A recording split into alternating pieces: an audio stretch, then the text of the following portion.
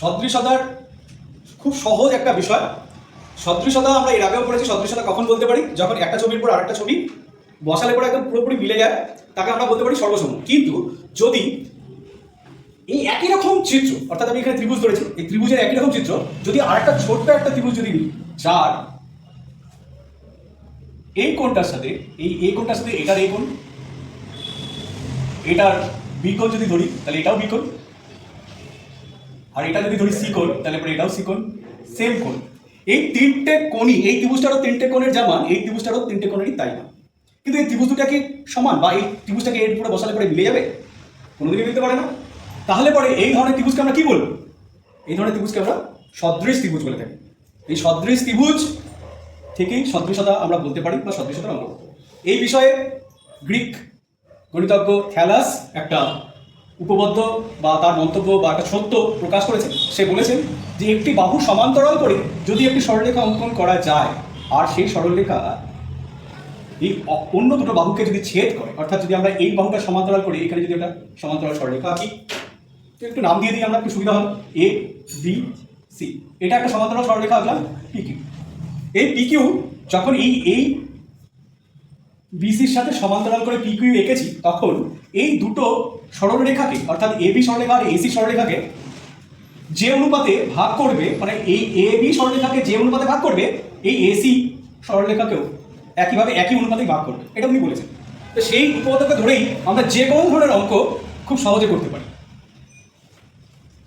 এক্ষেত্রে ত্রিভুজের ক্ষেত্রফল বলুক বা ত্রিভুজের পরিসীমা বলুক, যাই বলুক না কেন, সব ক্ষেত্রেই বাহুগুলোর যা অনুপাত হবে সেই অনুপাতেই আমরা এর অনুপাত পেয়ে যাব।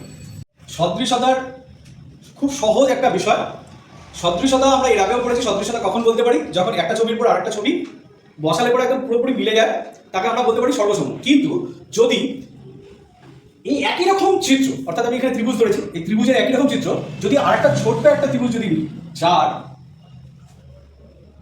এই কোণটার সাথে এই কোণটার সাথে এটার এই কোণ, এটার বি কোণ যদি ধরি তাহলে এটাও বি কোণ, আর এটা যদি ধরি সি কোণ তাহলে পরে এটাও সি কোণ, সেম কোণ। এই তিনটে কোণই, এই ত্রিভুজটারও তিনটে কোণের যা মান, এই ত্রিভুজটারও তিনটে কোণেরই তাই মান। কিন্তু এই ত্রিভুজ দুটা কি সমান, বা এই ত্রিভুজটাকে এর উপরে বসালে পরে মিলে যাবে? কোনোদিনই মিলতে পারে না। তাহলে পরে এই ধরনের ত্রিভুজকে আমরা কি বলবো? এই ধরনের ত্রিভুজকে আমরা সদৃশ ত্রিভুজ বলে থাকি। এই সদৃশ ত্রিভুজ থেকেই সদৃশতা আমরা বলতে পারি, বা সদৃশতার অঙ্ক। এই বিষয়ে গ্রিক গণিতজ্ঞ থ্যালাস একটা উপবদ্ধ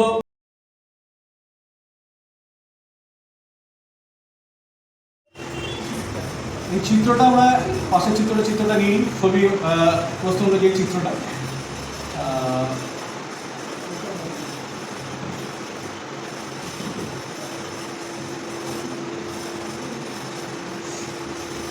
এটা ডি সমান্তরাল বিসি রয়েছে, আর এখানে বলেছে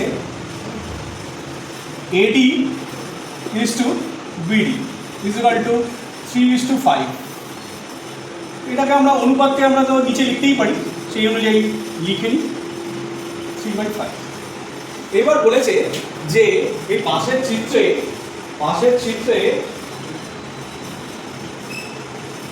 চিত্রে এই ত্রিভুজ দুটো, অর্থাৎ এই ত্রিভুজটা এবং এই ত্রিভুজটা ক্ষেত্রফলের অনুপাত কি হবে?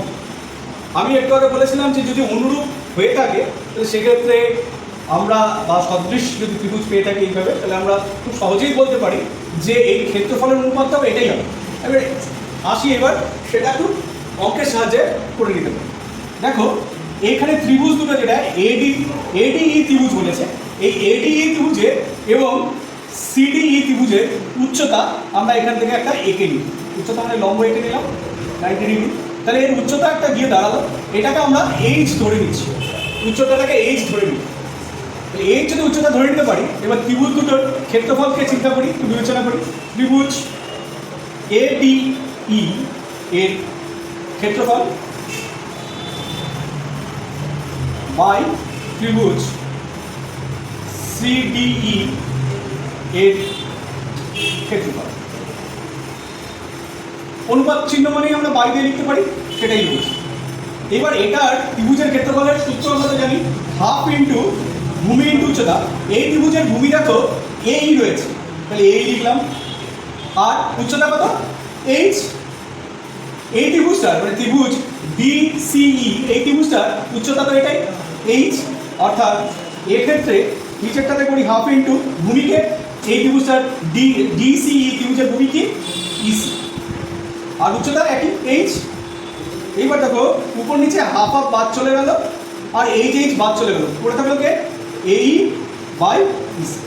আর এই বাই ইসি যেটা পেয়েছি, এই বাই ইসি পেয়েছি যেটা, সেটা দেখো এখানে একটা এখানে পেয়েছিলাম AD by BD is equal to 3/5।